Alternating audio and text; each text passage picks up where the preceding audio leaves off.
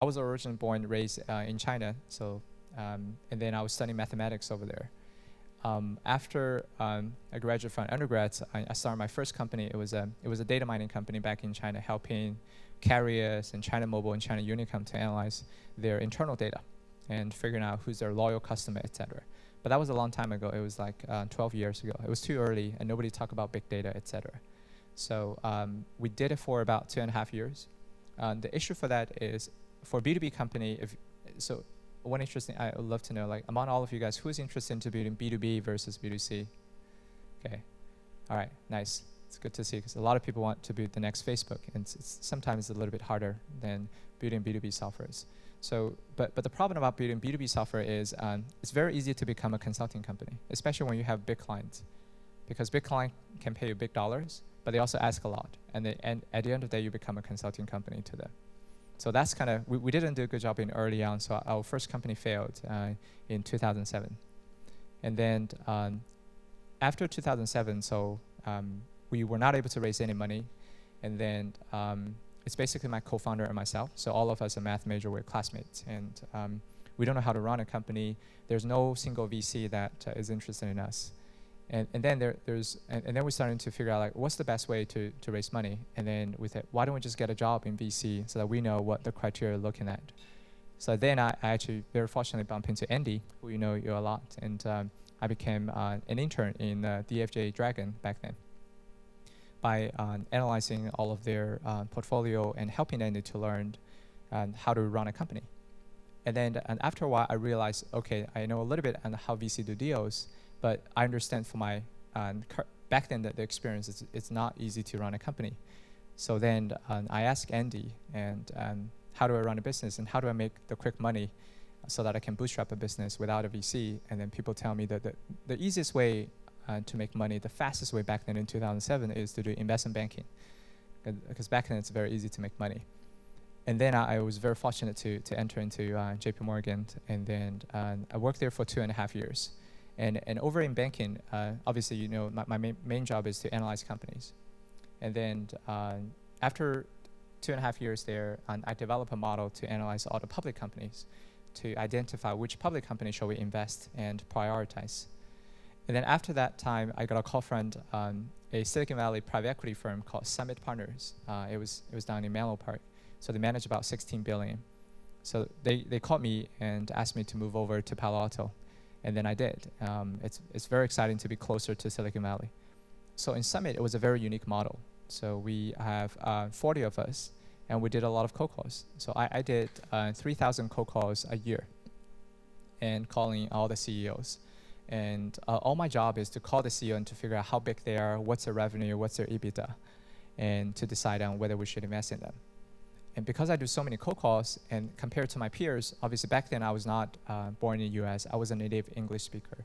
And all of my peers, they're football players, they're basketball players, former basketball players in college. They're much stronger than I am, and then they look and talk stronger than I am.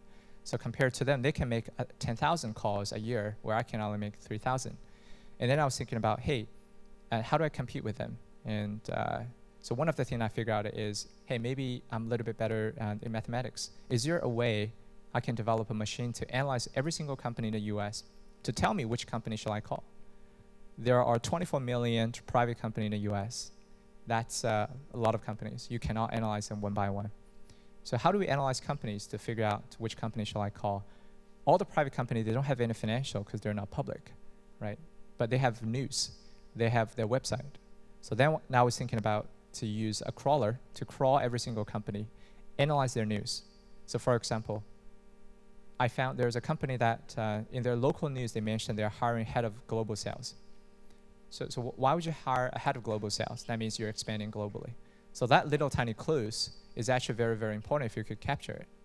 And also I found a company where they announced that they got named in Gartner's Magic Quadrant. So if you mention by Gartner's Magic Quadrant, that means you're doing great. And also there's another company that sponsored a big conference. Why would you sponsor a conference if you don't have the money?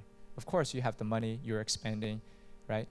So by those little tiny signals that I realized, hey, why don't we utilize every single signal on the web and have the crawler to analyze every single company?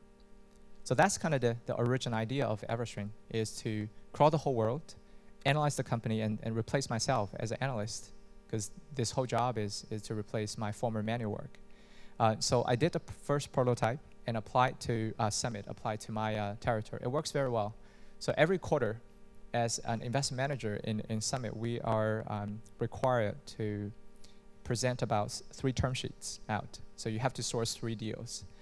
And then using that methodology, in 1 quarter, I was able to get 27, about 9 times higher than the average. And with 3 times lower the call volume as my peers, because I want to make sure every single call I did was high quality.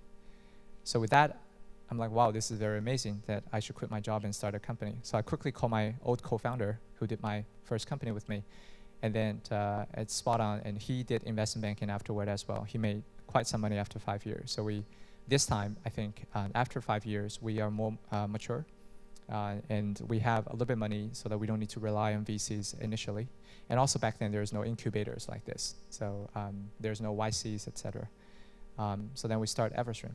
So the original idea of EverString is actually not what we were doing. So we pivoted. The original idea was to build a software that help Summit and private equity firms and venture capital firms to find who should they invest.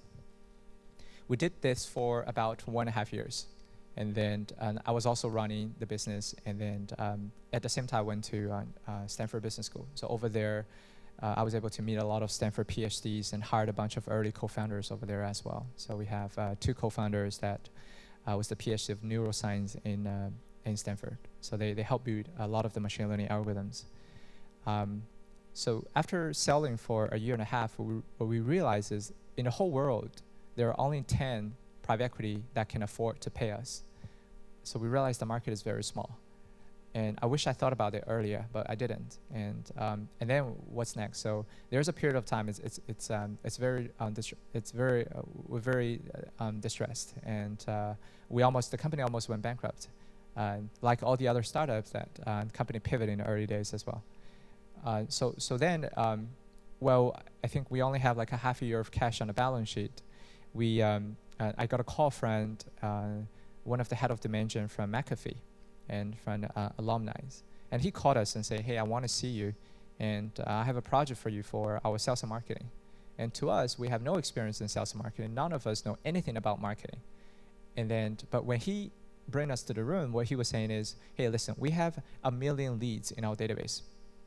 In the past, there's only certain percentage of those leads that convert to the customers. 99% of those guys don't even become our customers. I really want you to help us predict who are those leads that will become our customers.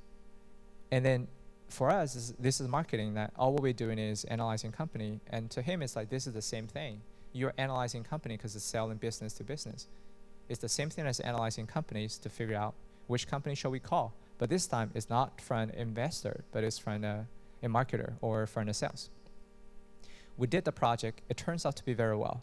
The model that we run, the model we built, although it took about 47 days to build the first model, it actually turned out our top leads, what we predicted is the leads that we predict is going to convert, it actually converts about 3 times higher than the average benchmark.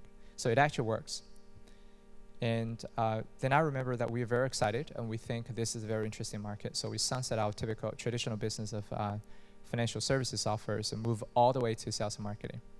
And it was about 10 months ago. We have only 2 weeks cash on the balance sheet. We have 10 people. We only have 1 customer.